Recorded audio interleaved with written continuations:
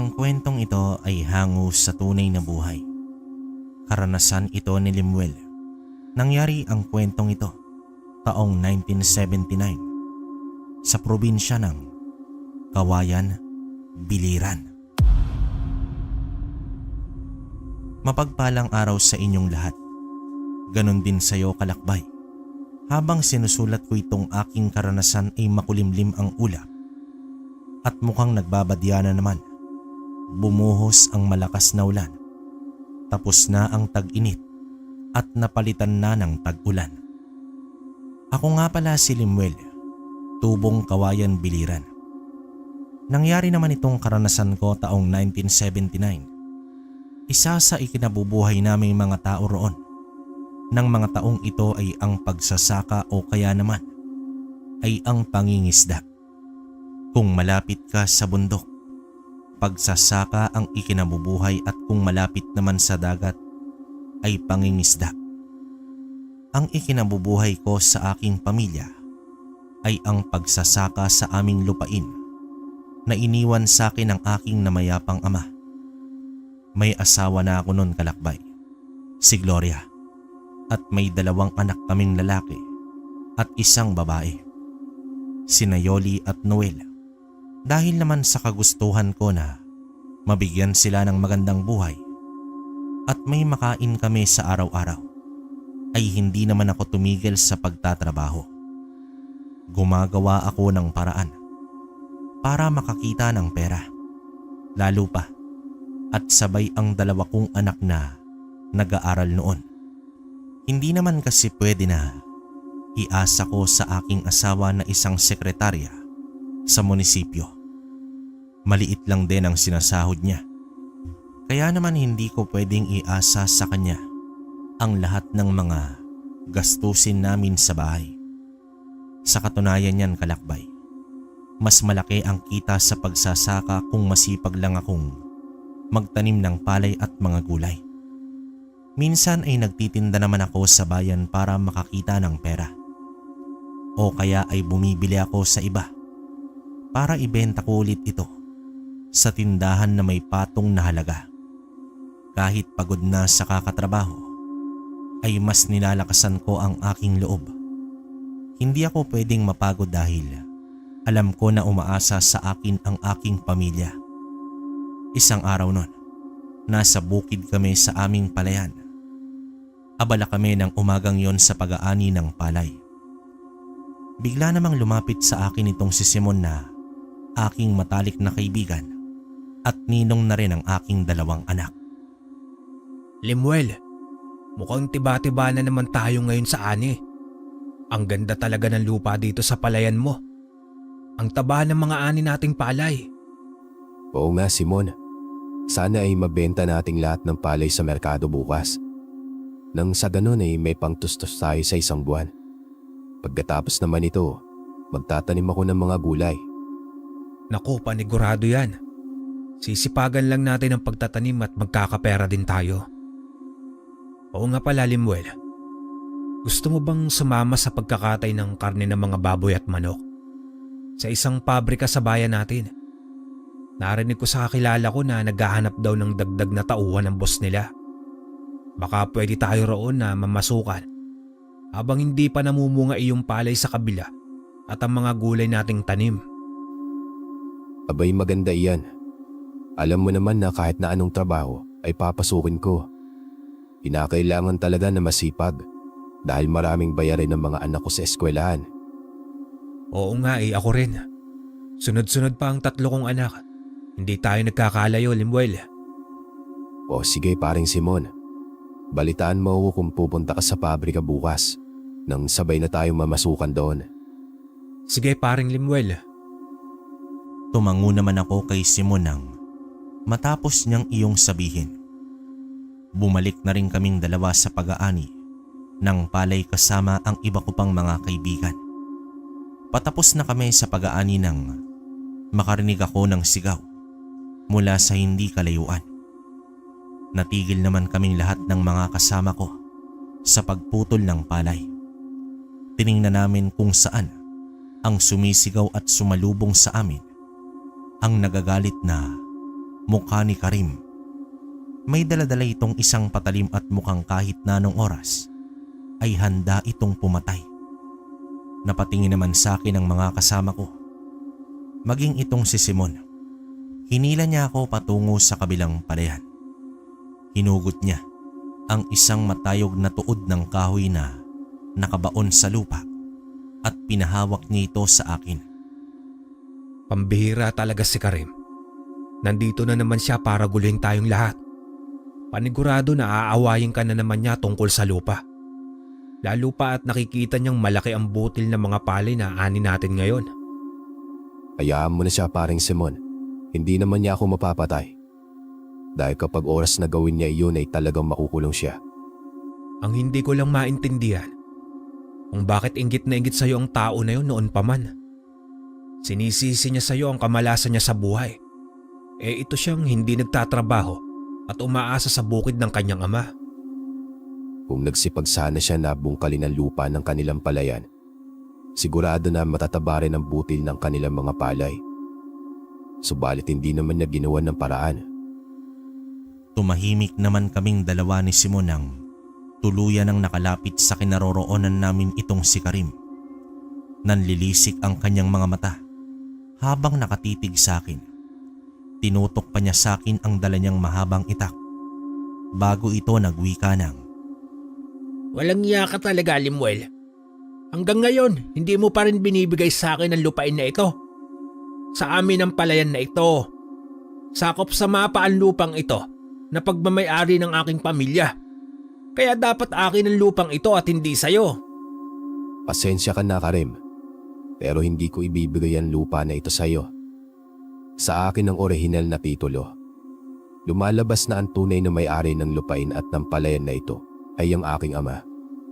Kaya sa amin ito at wala ka kahit ni isang katiting na mahihita rito. Kung gusto mo magreklamo, pumunta ka sa barangay. Hindi ito pwede. Peke ang hawak mong dokumento. At sa akin ang orihinal. Pareho kayo ng tatay mo, mga sakim. Hindi ako titigil hanggat hindi napupunta sa akin ang palayan na ito. Tandaan mo yan.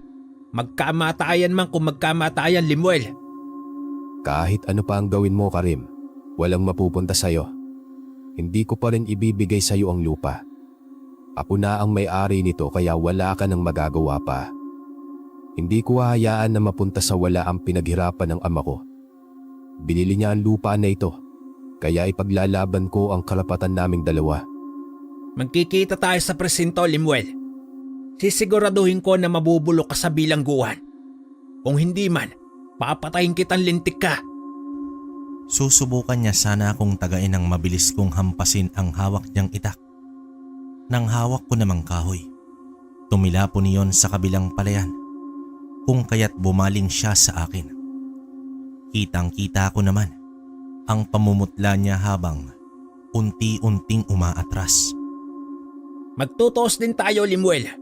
Babalikan din kita, makikita mo. Sige lang, at hihintayin kita, Karim.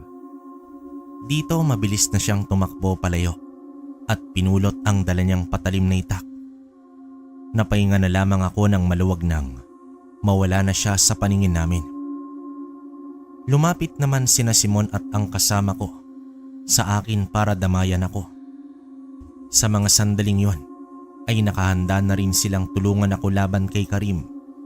Maging sila ay hindi makapaniwala sa ginawa ng lalaki. Hindi na namin tinapos ang pag-aani sa bukid dahil naman sa nangyari. Umuwi na lang din kami sa amin. Habang naglalakad kami ni Simon sa daan, ay hindi namin maiwasan ang magtingin-tingin sa paligid.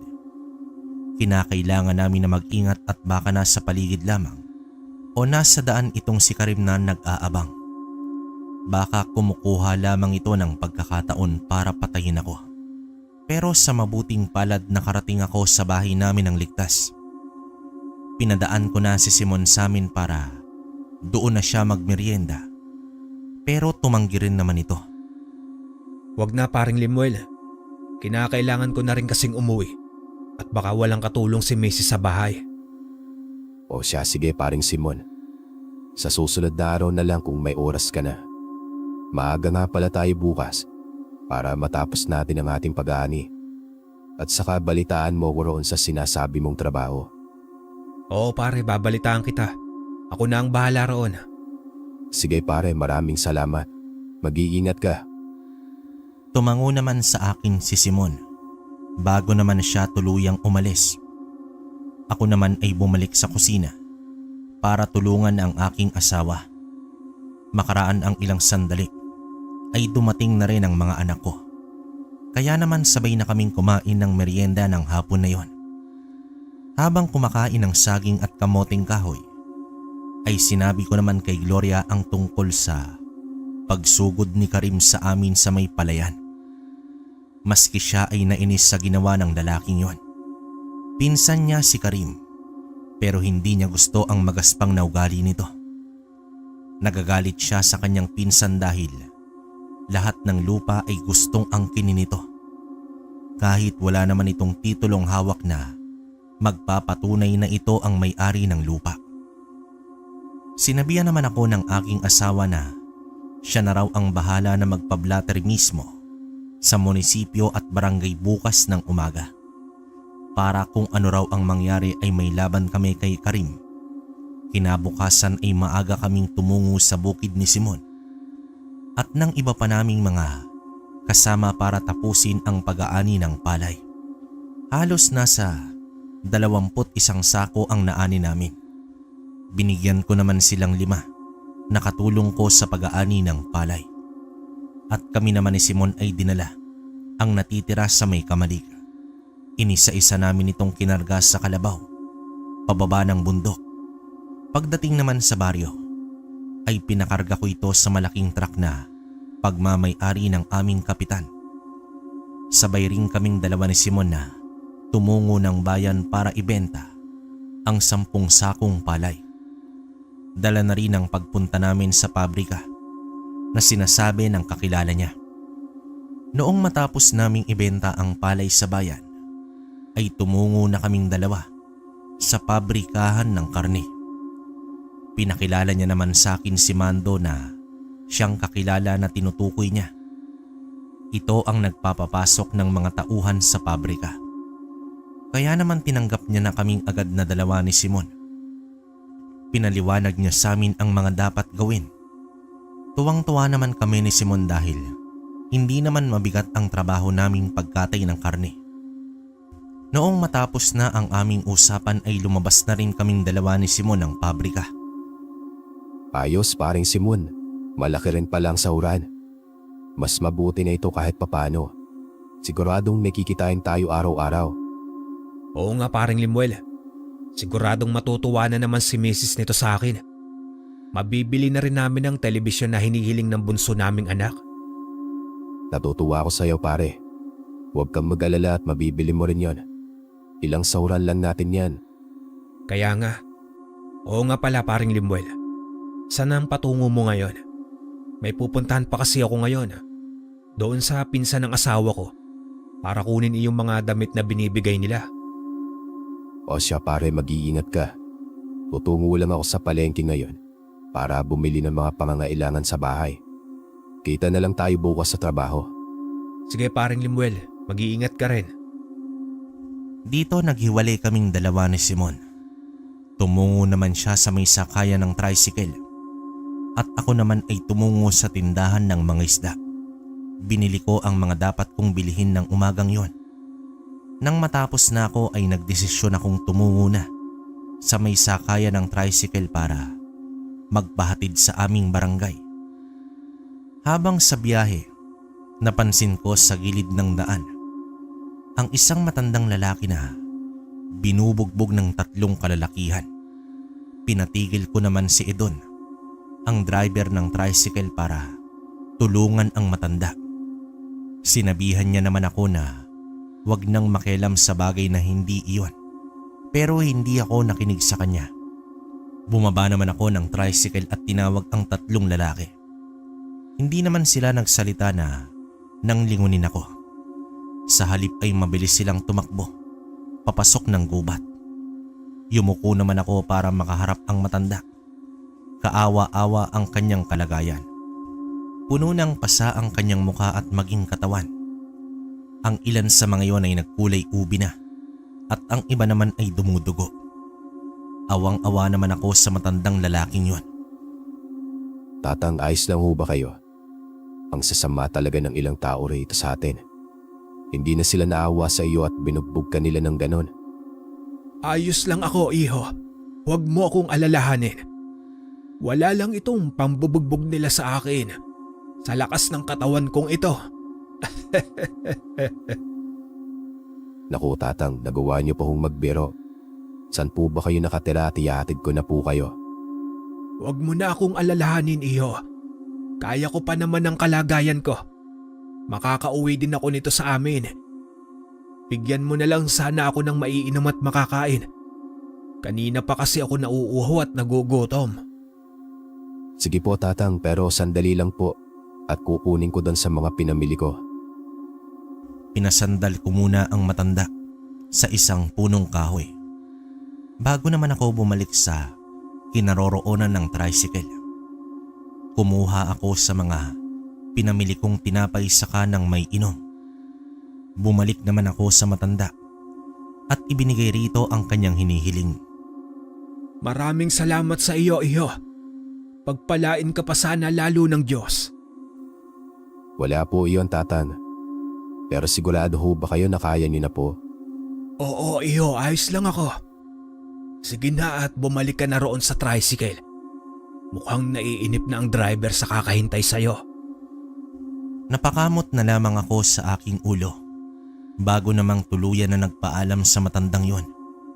Pagsakay ko ng tricycle ay tinanaw ko pa ito at nananatili pa rin siya roon sa kanyang kinauupuan habang sinusundan niya ako ng tingin. Napangiti na lamang ako sabay buntong hininga. Masaya ako sa mga sandaling yon dahil kahit papaano ay may natulungan akong matanda. Maaga pa kaming tumungo sa bayan ni Simon ng umagang yon para simulan ang aming trabaho. Pagdating pa lamang namin sa pabrika ay nagsimula na agad kaming kumatay ng mga baboy at manok. Saka namin ito lilinisan at hihiwa-hiwain sa maliliit na peraso. Halos nakatayo kaming dalawa ni Simon sa buong maghapon. Pero kinaya rin namin na dalawa. Nang pauwi na kami ay natanaw ko muli sa gilid ng daan ang matandang lalaki na binubugbog na naman ng 3 kalalakihan. Gaya nung unang ginawa ko ay pinatigil ko ang tricycle para tulungan ang matanda. Tatan, hindi ka po ba tinigilan ng mga iyon at binugbog ka na naman nila? Halika po at sumama ka na lang sa amin. Abay, saan ba ang sa inyo, iho? Malapit lang po. Pauwi na rin po kami ng kumpare ko. Halika po at sumama na po kayo sa amin. Doon ko na po gagamutin yung mga sugat mo. Tumango naman ang matanda sa paanyaya kong yon. Tinulungan ko siyang makatayo at maglakad papunta ng tricycle. Naghiwalay naman kami ni Simon nang una siyang bumaba ng tricycle. Dahil mas nauna ang bahay nila kaysa sa amin na sa pinakaloob pa ng barangay. Pagdating naman sa bahay ay nagulat pa ang aking asawa sa kasama kong matanda pero tinulungan niya rin akong gamutin ang mga sugat nito. Nang matapos ay iniwan kami ni Gloria sa balkonahe at bumalik siya sa kanyang pagluluto ng hapunan. Hinarap ko ng mga sandaling yon ang matanda para naman tanungin ito. Ayos na po ba ang pakiramdam mo, Tatan? Dito na ho muna kayo magpalipas ng gabi. Bukas na lang po kayo umuwi sa inyo. Baka po kasi balikan kayo ng mga lalaking iyon at bugbugin ka na naman. Ako nga ho pala si Limuel. Maraming salamat sa tulong mo, Limuel. Ikaw lang ang nagpakita ng malasakit sa akin at tatanuin ko iyon na utang na loob. Balang araw ay masusuklian ko rin ang kabaitan mo at mabayaran iyon. Tawagin mo na lang akong Tatang Andoy. Kinagagalak po kitang makilala, Tatan. Siya nga ho pala. Bakit po ba kayo nila binubugbog? Hindi ko rin alam, iho. Marahil ay nakikita nila na mahina ako at walang laban.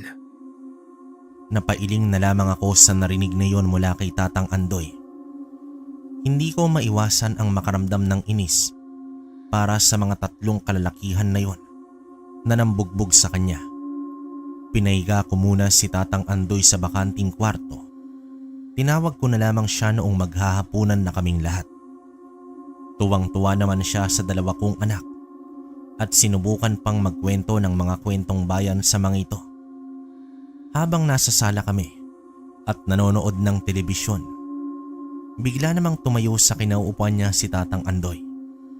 Kinuha niya ang kanyang baston at tinawag ako. Sinabihan niya ako na wag lalabas ng bahay. Pinakuha niya naman ako ng asin at bawang. May binigay rin siya sa akin na isang medalyon at ipinasuot iyon sa akin. Sinabi niya sa akin na napapalibutan ng grupo ng aswang ang aking bahay. Kung kaya't manatili lamang daw ako sa loob at protektahan ang aking asawa at mga anak. Sa mga sandaling yon ay napagtanto ko ang lahat ng mga pangyayari. Lalo na sa mga nakaukit na larawan at simbolo sa katawan ni Tatang Andoy. Idagdag pa ang mga suot niyang kwintas na mga medalyon. Hindi siya isang ordinaryo na matanda lamang, kundi isa siyang ermitanyo. Lumabas naman si Tatang Andoy ng bahay at ako naman ay nanatiling nakamatyag sa buong paligid. Hindi ko iniwan ang aking asawa at mga anak. Kita ko naman ang takot sa kanila, pero pinanatili kong palakasin ang kanilang loob. Maya-maya pa, narinig namin ang kaguluhan at labanan na nangyayari sa labas.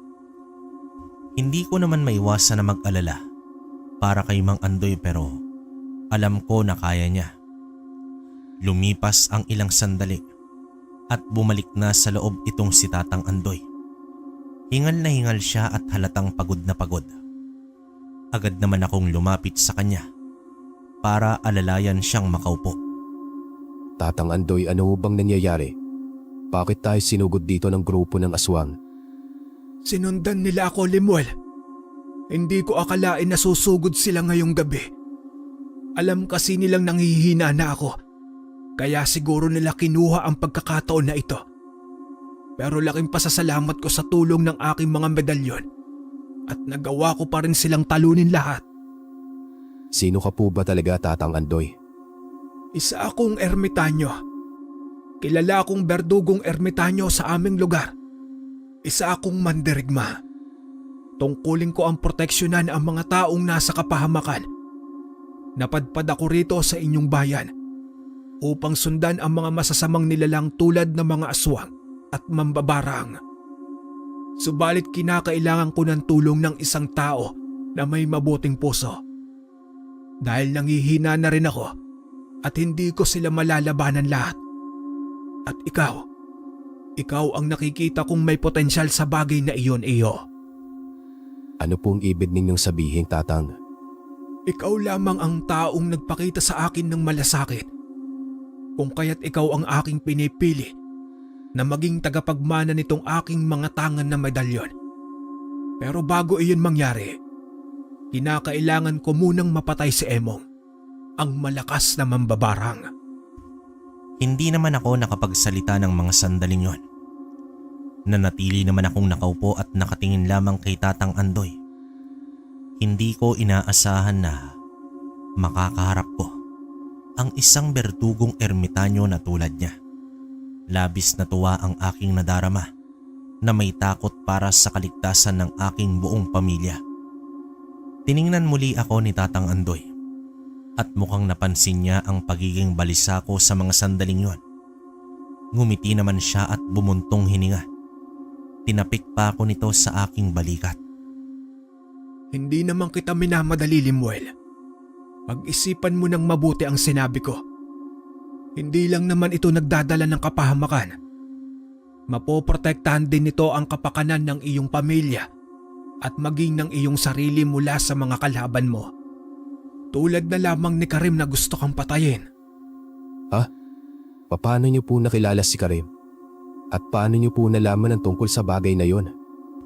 Sa halip na sagutin ako ni Tatang Andoy, ay isang kibit balikat lamang ang kanyang sinukli sa akin. Hindi ko na rin siya pinilit pang magsalita. Hinayaan ko na lamang siya na magpahinga ng mga sandaling yon dahil alam ko na pagod siya sa pakikipaglaban sa mga aswang. Noong nakapasok na sa kwarto niya si Tatang Andoy, ay binalingan ko naman ang aking asawa at mga anak. Hinawakan ni Gloria ang aking kamay. Saka iyon pinisil. Sinabi niya sa akin na susuportahan niya ako sa kahit na anong desisyon ang aking gagawin.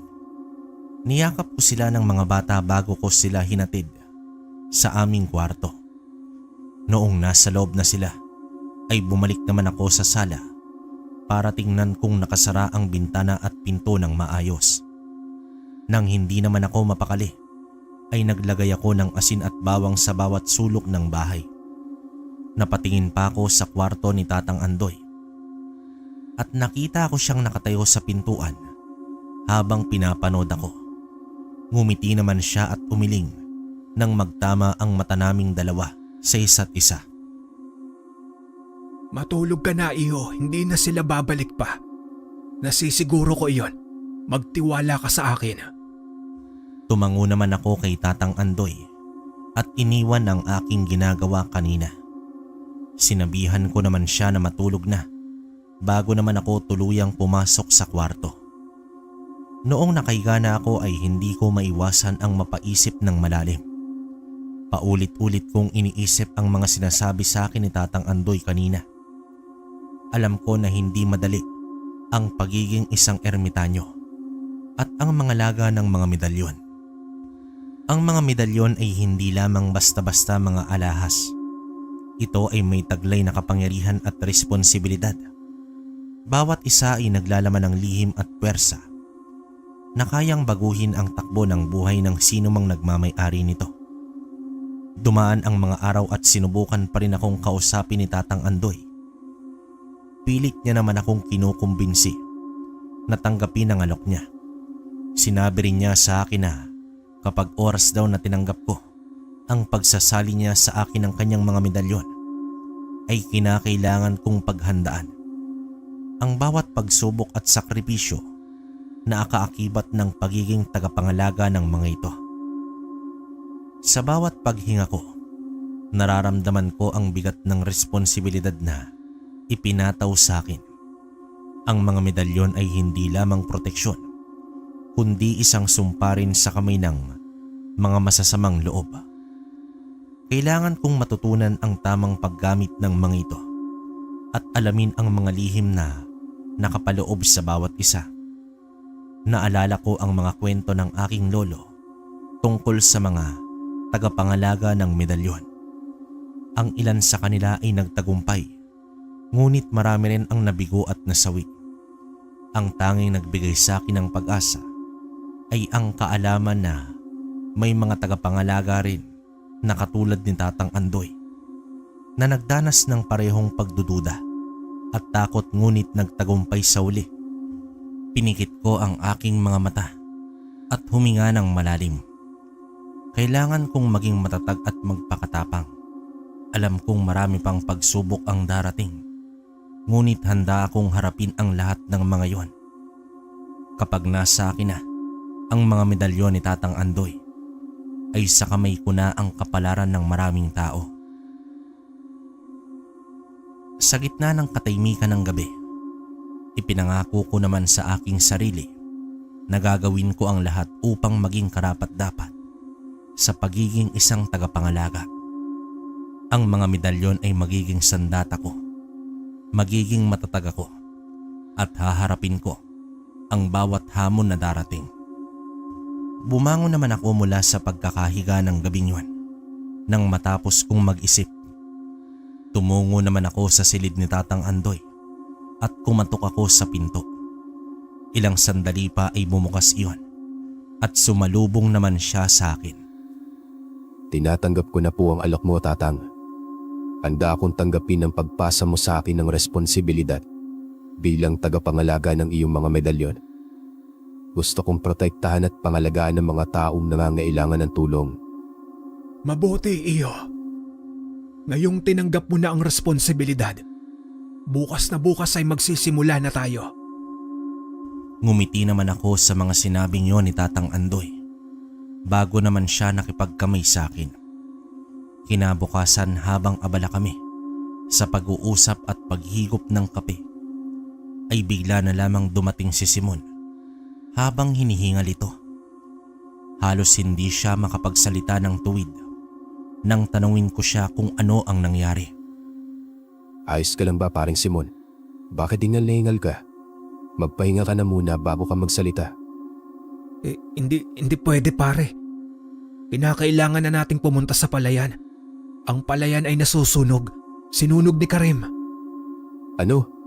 Gumagapang na ba ang apoy? Hindi pa naman. Pero sinusubukan ng iba nating kabaryo na patayin ng apoy. Tumayo naman ako mula sa aking kinauupuan at napatitig kay Tatang Andoy. Nakatayo na rin siya sa mga oras na yon. Nagpaalam na ako sa kanya. Naiiwan ko muna sa kanya ang mag-ina ko at tutungo lamang kami ni Simon sa bukid. Tumango naman itong si Tatang Andoy sa akin at pinaiingat niya kaming dalawa. Halos tinakbo na namin ni Simon ang daan patungo sa bukid sa aming palayan. Pagdating namin doon ay bigla na lamang na bumuhos ang napakalakas na ulan. Kaya naman konti lang ang nasunog na parte ng palayan at hindi naman lahat. Nagpasalamat naman ako sa biglaang pag-ulan at kahit papaano ay nailigtas nito ang palayan ko. Nagpahinga naman kami ni Simon at ilan ng mga kasama ko na tumulong sa pagsaboy ng tubig para matupok ang apoy. Ang bihira talaga iyang si Karim. Hindi ka talaga niya titigilan hanggat hindi siya maging kampante sa nakikita niya. Malakas talaga ang inggit nun sa katawan. Kaya nga sumusobra na siya sa pagkakataong ito. Idinadamay pa niya ang palayan ko. Hindi na siya nakontento sa pagbabanta niya sa buhay ko. Pare, isumbong na natin siya kay Kapitan para naman magtanda siya. Kapag hindi natin siya lalabanan, masasanay yan. Naipablatter na rin siya ng asawa ko sa munisipyo dati pa. Hindi ko lang alam kung ano ang gagawin sa kanya kapag nagsumbong ako kay Kapitan. Sana ay hindi kampiyan ni Kapitan si Karim. Bumuntong hininga na lamang ako at umiling. Pinatila na muna namin ang ulan ng mga sandaling yon bago namin inayos ang palayan na nasunog. Nang matapos kami ay nagpasya na rin kaming umuwing lahat. Nagpasalamat naman ako sa mga kasama ko at kay Simon sa tulong nila. Pagdating ko naman sa bahay ay naabutan ko si Tatang Andoy na nakaupo lamang sa balkonahe at tila kanina pa niya ako hinihintay. Agad niya naman akong tinanong kung kumusta ang nangyari sa bukid. Sinagot ko naman siya na natupok ang apoy dahil sa biglaang pag-ulan. Napangiti naman siya at tumango. Kumunot naman ang noo ko habang nakatitig kay Tatang Andoy. Noon ko lamang naalala na tirik ang araw kanina nung umalis ako ng bahay. Tapos pagdating ko sa bukid ay bigla na lamang umulan. Naku, maraming salamat po Tatang Andoy. Kung hindi dahil po sa iyo, ay baka ubos na ang palay ko sa mga sandaling ito. Huwag kang magpasalamat sa akin, iyo. Tinutulungan ka ng kalikasan kung kaya't sa kanila ka magpasalamat at sa Diyos. Kahit na ikaw ang naging instrumento para mangyari ang isang himala na ulan kanina. Maraming salamat po talaga. Wala iyon, iyo. Sumama ka pala sa akin mamaya. Ipapakita ko sa iyo ang tunay na lakas ng medalyon at kung paano makipaglaban ng isang berdugong ermitanyo. Ano ang ibig ninyong sabihin, Tatan? Haharapin ko mamaya ang isa sa mambabarang na may alagang aswang. Matagal ko na silang hinahanap at natuntun ko na kung saan sila namamalagi. Po, pero paano po yun? Wala po akong laban sa kanila. Paano kung ako ang balingan nila habang nakikipag-away po kayo sa kanila? Iho, walang gagalaw sa iyo mamaya. Binigyan kita ng medalyon na kinatatakutan ng mga masasamang nilalang sa mundo. Kahit ano pa ang gawin sa iyo mamaya na mambabarang na si Emo, at ng alaga niyang mga aswang, hindi ka nila matatablan. Ganun po ba? Sige po, sasamahan ko po kayo mamaya sa inyong laban. Mabuti kung ganon, iyo. Halika at marami akong ikukwento at sasabihin sa iyo tungkol sa mga dapat mong gawin. Halos buong maghapon nag-usap lamang kami ni Tatang Andoy tungkol sa medalyon at sa mga pinaggagamitan nito. Tinuruan niya rin ako kung papaano makipaglaban at gumamit ng mga patalim. Tumigil lamang kaming dalawa noong sumapit na ang orasyon, kung saan ang tamang oras para dasalan ang mga medalyon. Nang matapos kaming dalawa na magdasal, ay kumain na rin kami ng hapunan, kasama naman ang aking asawa at mga anak. Kinausap ko rin si Gloria sa pasya na aking ginawa tungkol sa sinabi naman sa akin ni Tatang Andoy. Wala namang kaso yun kay Gloria nang sabihin ko. Ang binilin niya lang sa akin ay palagi akong mag-iingat at piliin ang tama. Kaya naman nang sumapit ang alas 7 ay niyaya na ako ni Tatang Andoy na lumabas para puntahan ang mambabarang na si Emong at ang alaga nitong aswang. Nagpaalam naman ako sa aking asawa at mga anak. Matindi ang bilin sa akin ni Gloria na mag-iingat kami ni Tatang Andoy sa aming lakad. Tumango naman ako sa kanya at niyakap silang tatlo. Pinagsabihan ko sila na magsara ng pinto at mga bintana at wag na wag silang magbubukas ng pinto sa kahit na sino pwera sa amin ni Tatang Andoy. Tumuloy na rin kaming dalawa ni Tatang Andoy sa paglabas ng bahay. Tinahak namin ang daan sa gubat patungo sa kabilang baryo kung saan naroroon si Emong nakatira at nagtatago sa liblib na gubat. Habang naglalakad kaming dalawa ni Tatang Andoy, ay panay ang usal namin ng dasal na dalawa. Mas naramdaman ko ang init na dumadaloy sa aking katawan mula sa medalyon na bigay sa akin ni Tatang Andoy noong gabing nakipaglaban siya sa grupo ng mga aswang. Habang papalapit kami ng papalapit sa bahay ni Emong, ay unti-unting nawawala ang kaba at takot sa aking dibdib. Pakiramdam ko ay lumakas ang aking katawan at ang gaan nito. Kakaiba ang aking pakiramdam sa aking sarili ng mga sandaling yon. Para bang iba na ang aking katauhan kaysa sa dating mahina at lampa. Tumigil naman sa paglalakad si Tatang Andoy at nilingon niya ako. Tinuro niya sa akin ang isang munting bahay sa pusod ng gubat. Tumango naman ako sa kanya bilang pagbibigay ng senyales na nauunawaan ko ang kanyang ibig iparating. Nakarating na kami sa kinatitirikan ng bahay ni Emong at alam ko na maya-maya ay magsisimula na ang mainit na laban. Tumago naman ako sa isang punong kahoy habang si Tatang Andoy naman ay tuloy lamang ang paglalakad papasok sa bakuran ni Emong.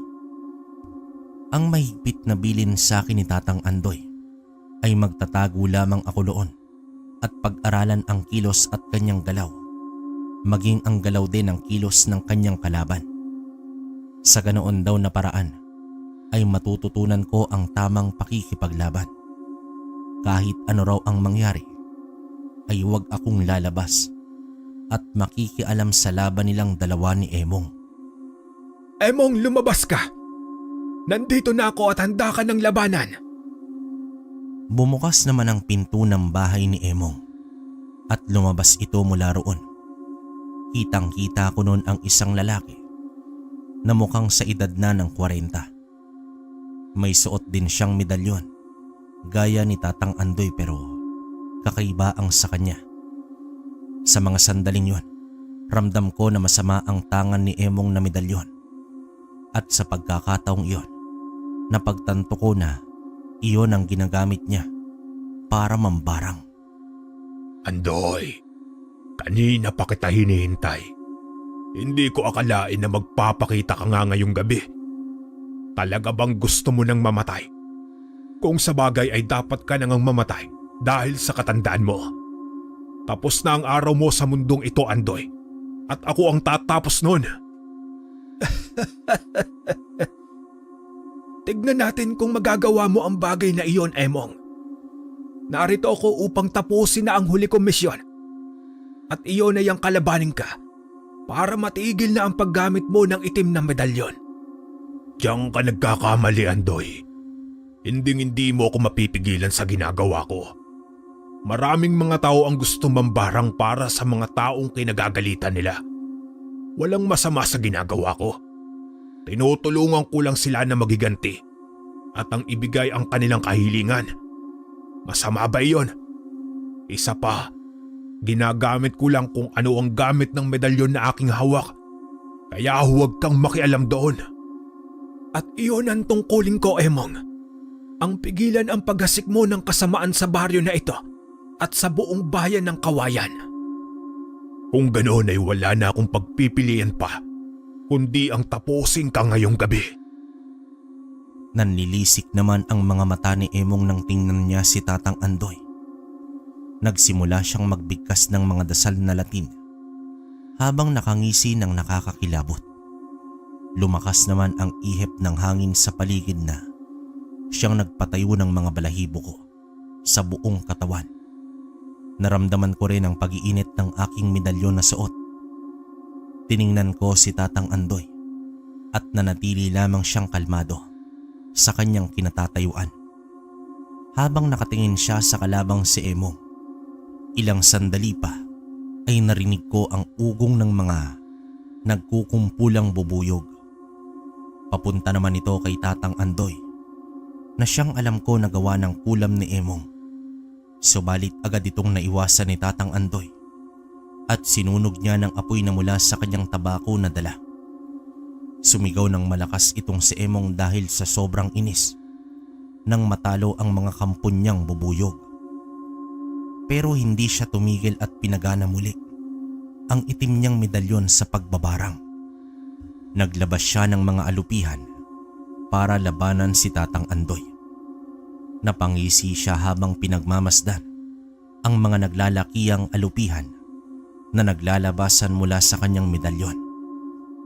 Tignan natin kung paano mo haharapin ang mga ito, tanda.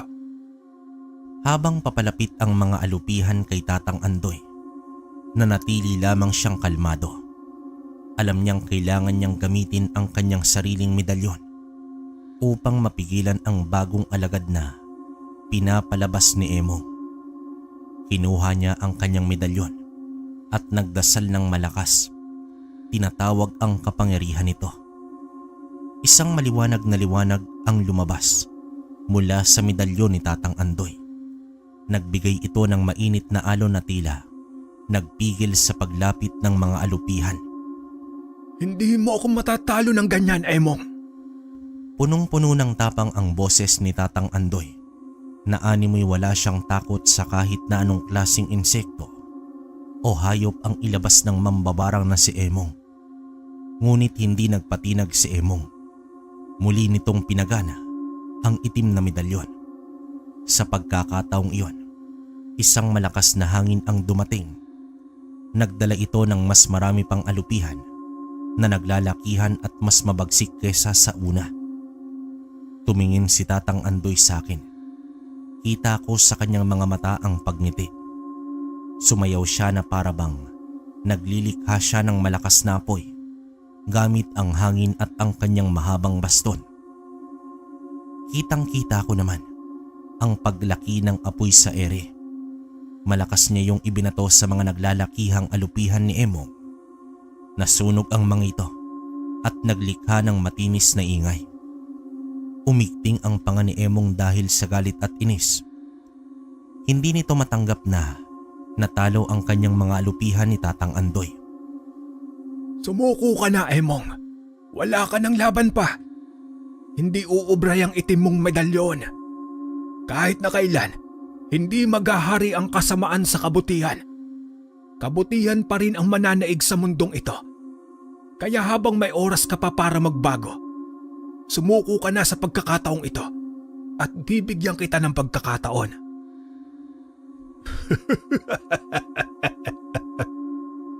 Kahit mapatay mo man ako ng gabing ito, tanda, hindi ako mapapasuko. Lalabanan pa rin kita hanggang sa kamatayan. Hindi ko isusuko ang kakayahan ko bilang mambabarang sa isang tulad mong matandang ermitanyo. Itanaas ni Emong ang kanyang dalawang kamay sa ere. Lumuhod ito sa lupa habang nakatingala sa langit. Malakas itong umusal ng isang dasal na noon ko lamang narinig. Mas lumakas ang hangin kaysa kanina. Habang nagdadasal siya ay narinig ko ang sigaw ng isang babae sa loob ng kanyang bahay. Para itong nasasaktan at namimilipit sa sobrang sakit. Kita ko naman ang panlalaki ng mga mata ni Tatang Andoy habang nakatitig sa loob ng bahay. Itigil mo na ang ginagawa mo, Emong. Mas nananaig ba ang kasamaan mo kaysa sa anak mo? Gagawin mo talaga siyang mas masahol na aswang. Anong klase kang ama? Pero hindi tumigil si Emong sa pagdarasal. Patuloy lamang ito sa kanyang ginagawa at walang pakialam sa buong paligid. Mabilis na kumilos si Tatang Andoy at pumasok ito sa loob. Hindi ko alam kung ano ang ginawa niya sa loob, pero nagulat na lamang ako nang makita ko siyang tumilapon palabas ng bintana. Bumagsak sa lupa si Tatang Andoy na siyang ikinabahala ko. Agad naman akong tumayo at lumapit sa kanya para tuluyan siyang makatayo. Pagtingin ko sa bahay ni Emong ay kitang-kita ko ang napakalaking aso na walang balahibo.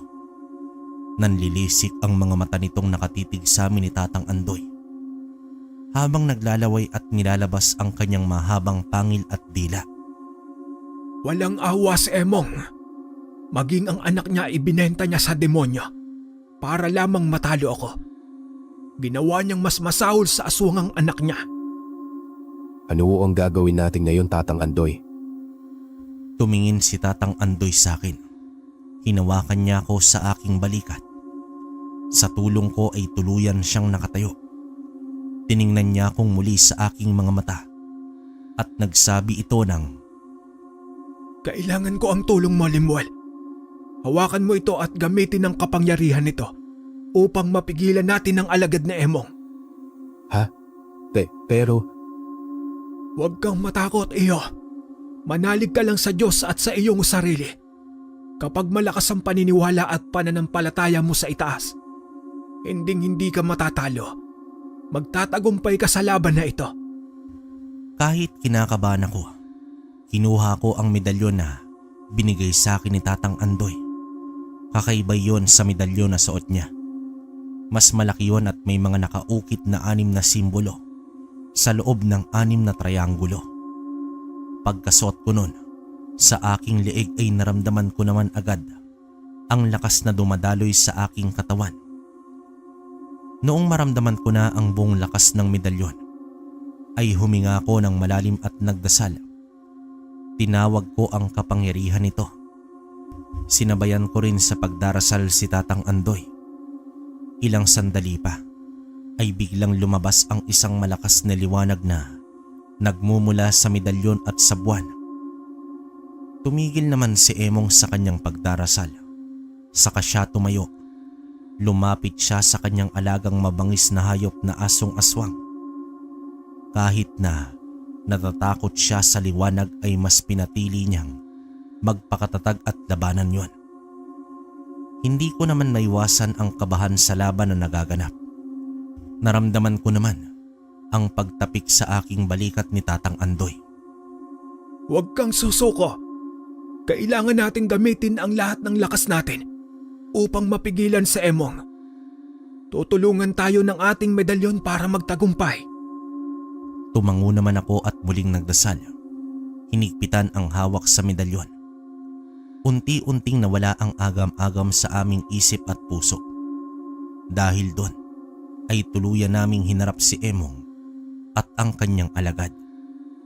Ngumisi siya sa amin at mabilis na inutusan ang asong aswang na sugurin kami ni Tatang Andoy. Dito mabilis na tumakbo ang asong aswang. Hindi namin makita ang bilis nito. Nagulat na lamang ako nang bigla nitong sunggaban si Tatang Andoy.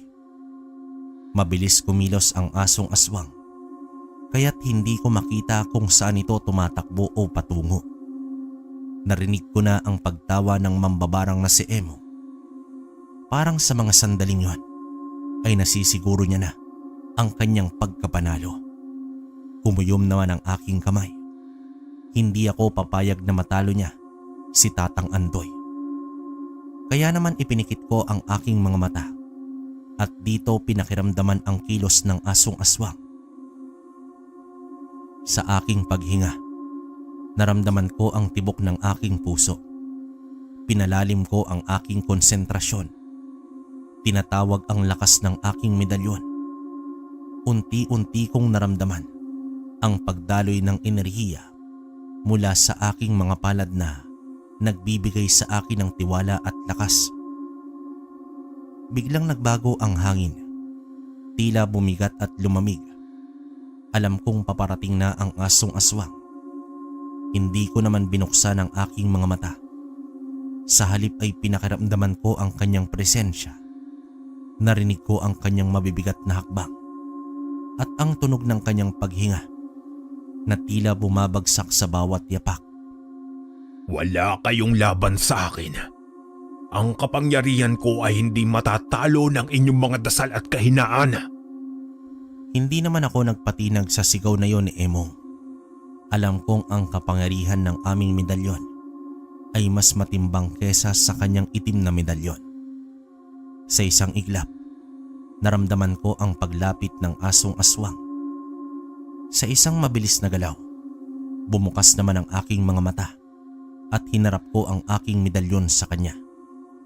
Isang matinding liwanag ang lumabas mula dito.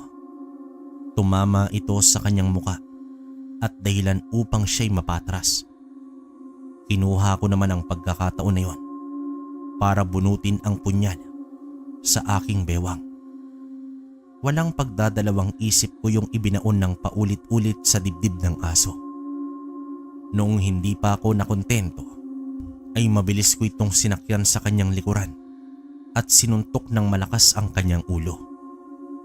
Dahil naman sa tulong ng medalyon na bigay sa akin ni Tatang Andoy, ay napakalas ng aking suntok, dahilan para mabasag ang bungo ng asong aswang. Bumaling naman ako kay Tatang Andoy. Tumungo siya kay Emong at agad niya itong sinakal sa leeg. Naglaban silang dalawa. Nakita ko si Tatang Andoy na mabilis na kumilos. Gamit ang kanyang sariling baston, ay naglabas ito ng isang malaking apoy na direktang tumama kay Emong. Dito gulat na gulat ang mambabarang na si Emong nang napagtanto niyang unti-unting nang nasusunog ang kanyang balat. Narinig ko ang malakas na sigaw ni Emong na puno ng sakit at pagkatalo. Hindi nito matanggap ang buong nangyari. Subalit wala na siyang nagawa pa nang matalo na siya ni Tatang Andoy. Sa uling pagkakataon ay nagdasal kami ni Tatang Andoy ng sabay. Ang kapangyarihan ng aming mga medalyon ay nagbuklod. Lumabas ang isang malakas na liwanag na tumulak kay Emong para tuluyan itong masunog. Sa wakas, bumagsak si Emong sa lupa. Isa na itong sunog na bangkay. Ang kanyang itim na medalyon ay tuluyang nabasag at nawala ng bisa. Ang kanyang alagad na asong aswang ay naglaho na parang usok sa hangin. Nawalan ito ng porma at anyo. Huminga naman ako ng malalim at bumaling kay Tatang Andoy. Nilingon ako ng matanda sa kanginitian. Kitang-kita ko noon ang pagod at panghihina niya sa mga sandaling yon. Agad ko siyang inalalayan ng pabagsak na sana siya sa lupa. Makaraan ang ilang sandali ay nakita ko ang pagsuka niya ng dugo. Tatang Andoy, ayos lang po ba kayo? Halika po at iuuwi kita sa bahay. Kailangan nating magamot ang mga sugat mong natamo. Huwag na, iyo. Oras ko na. Kahit ano ang gawin mo, ay hindi na ako maililigtas pa. Naipasa ko na sa iyo ang medalyon. At iyon din ang oras na lilisanin ko na ang mundong ito. Pero Tatang Andoy, hindi maaari. Kailangan ko pa ang tulong mo. Hindi ito nararapat. Ganoon ang patakaran sa pagpasa ng medalyon sa bagong tagapangalaga nito, Limuel. Tandaan mo ang mga biling ko sa iyo. Gamitin mo itong medalyon na bigay ko sa pagpuksa ng kasamaan sa mundo. Umaasa ako na gagamitin mo ito sa kabutihan. Nawa ay nabayaran ko at nasuklian ang kabutihang loob mo sa akin. Kampante na ako na naipasa ko sa iyo ang medalyon. Alam ko na nasa mabuti na itong mga kamay. Isang ngiti ang iginawad sa akin ni Tatang Andoy ng mga sandaling yon. Unti-unti niyang ipinikit ang kanyang mga mata. Ang kanyang mabigat na paghinga ay nanghihina hanggang sa tuluyan na iyong tumigil. Hindi. Tatang Andoy, gumising po kayo. Subalit kahit na ano ang gawin ko, ay hindi na siya nagising pa ng mga sandaling yon. Binuhat ko na lamang ang katawan ni Tatang Andoy pauwi sa aming bahay. Lugmok naman ako ng mga sandaling yon at halos hindi ako makausap ni Gloria. Pinaglamayan sa bahay ang katawan ni Tatang Andoy. Pagkatapos ng 2 araw ay inilibing namin ito sa sementeryo sa bayan. Ilang araw lamang akong bagsak dahil sa pagkawala niya. Pero kalaunan ay pinili kong lumaban sa buhay. Pinanatili ko ang mga aral na tinuro niya sa akin sa aking puso at isipan. Lumipas ang mga araw. Hinarap ko si Karim at binigyan ko siya ng babala na itigil niya na ang paninira sa akin. Kinausap na rin siya ng aming kapitan kung kaya't tumigil na rin siya sa panggugulo sa akin at sa aming pamilya. Nabalitaan ko rin na lumipat siya sa ibang lugar para makapagsimulang muli. Ako naman ay pinagpatuloy ko ang aking misyon na ipinasa sa akin ni Tatang Andoy. Ako ang nagpatuloy sa gawain niyang hindi natapos. Gamit ko sa kabutihan ang pinasa niyang medalyon sa akin. Dahil doon ay nanatili ang kapayapaan at katahimikan sa aming baryo at maging sa buong bayan ng Kawayan Biliran. Isa ito sa karanasan ko sa buhay na hinding-hindi ko malilimutan. At isa na roon si Tatang Andoy na ang nakilala kong malakas na berdugong ermitanyo. Hanggang sa ngayon, kalakbay, nananatiling lihim ang pagkakaroon ko ng medalyon para maiwasan ang pagsibol muli ng kasamaan. Patuloy pa rin naman ako sa aking pagtulong sa kapwa at ang pagpuksa ng kadiliman sa mundo. Pinananatili ko ng malinis ang aking medalyon para maging mabuti at malinis ang dulot nito. Wakas. Okay, opinion ko sa kwento natin mga kalakbay. Grabe, napakalakas nito ni Tatang Andoy. Hindi lang talaga, feeling ko yung triangulo, Trispico Roma yun yung medalyon Pero hindi ako sure, hindi kasi nabigyan ng pangalan Saka pwedeng kasing yung binigay kay, sino ba tong bida natin? Nakalimutan, kay Limuel. Yung binigay sa kanya pwedeng San Benito, no? Saka yung baston. Malamang sa malamang nagagamit tong ni Limuel. Hindi ko lang alam kung karamihan kasi sa baston either gawa sa kamagong o kaya sa puno ng balete. Tapos dadasalan talaga yan. So yun. Yun yung mga alam ko, no? Baka may alam kayo tungkol doon, comment kayo para mabasa ko. Tapos yun nga pala, yun, nakakalungkot din na namatay itong si Tatang Andoy.